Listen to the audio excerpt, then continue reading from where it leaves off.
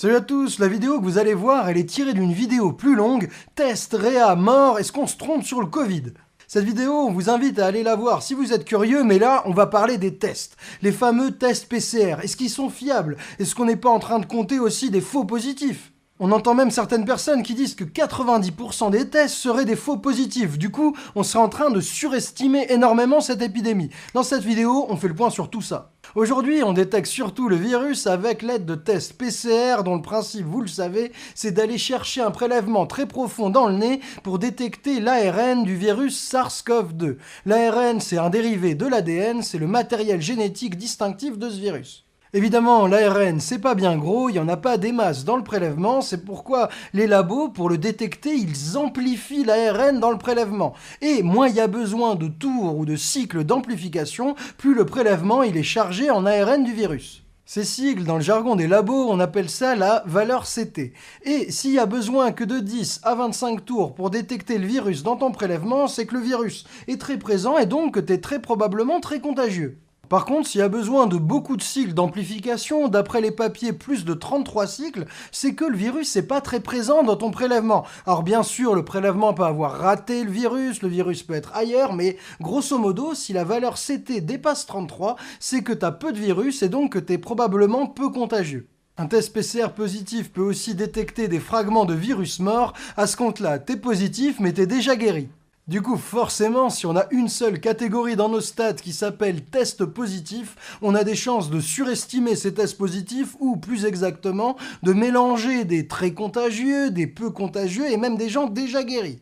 Ces cycles CT, ça peut modifier notre perception de l'épidémie, tout ça est vrai. Il y a même Jérôme Salomon, le directeur général de la santé, qui plaide que dans les résultats des tests PCR, on distingue deux choses. Les tests PCR positifs, là où il y a des chances que tu sois contagieux parce qu'il y a beaucoup de virus, des tests qui sont simplement faiblement positifs, où là, il y a quand même des chances que tu sois moins contagieux, donc faut faire attention, mais moins besoin de se prendre la tête. Quand on entend ça, on peut se dire qu'un test PCR c'est en vrai pas si fiable et donc les stades de contamination, elles peuvent être bien exagérées par ces faux positifs. Mais ça, c'est sans compter ce que nous a appris le point hebdomadaire de Santé publique France la semaine dernière. Il nous apprend que 63% des positifs en test PCR présentaient des symptômes du coronavirus.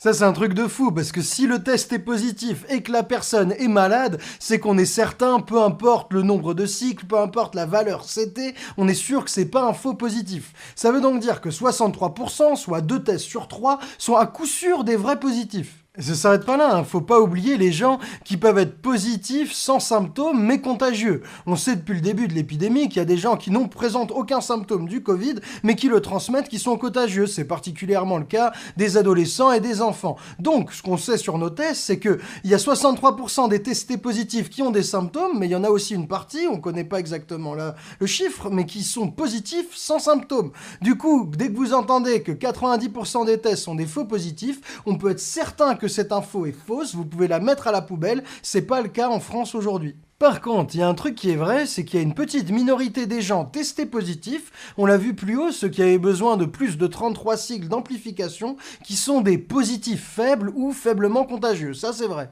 Tout ça, c'est rassurant. Pour la valeur de nos tests, il n'y en a pas 90% de foireux, on a un bon indicateur, un bon indice de l'épidémie. Par contre, il y a un truc qui est vraiment critiquable et qui ne va pas dans les tests, c'est la saturation des labos et le délai pour avoir les résultats. Le délai moyen cette semaine, c'était de quasiment 3 jours. C'est encore beaucoup trop long. Et il y a des endroits où ça dépasse de loin, ça peut être 4, 5 jours, parfois une semaine, et on parle même pas des Outre-mer où la situation est parfois critique. Sur les délais, on peut vraiment dire que le gouvernement a pas été bon pour anticiper et organiser la seconde vague. Bon, je dirais pas que c'est un échec, je dirais que ça n'a pas marché. Je n'ai pas besoin d'un ventriloque. Tout ça c'est intéressant, mais c'est pas uniquement à partir des tests qu'il faut se baser pour savoir où on en est de l'épidémie. C'est peut-être même surtout à partir des hospitalisations, des passages en réa, voire même funestement des décès. Où on en est là-dessus? Eh bien, pour le savoir, on vous invite à aller voir notre vidéo test, réa, mort, on se trompe sur le Covid. Et si vous avez des doutes sur le moindre sujet, si vous voulez plus d'infos, surtout, dites-le nous en commentaire. Nous, on se fera un plaisir d'aller remonter aux sources,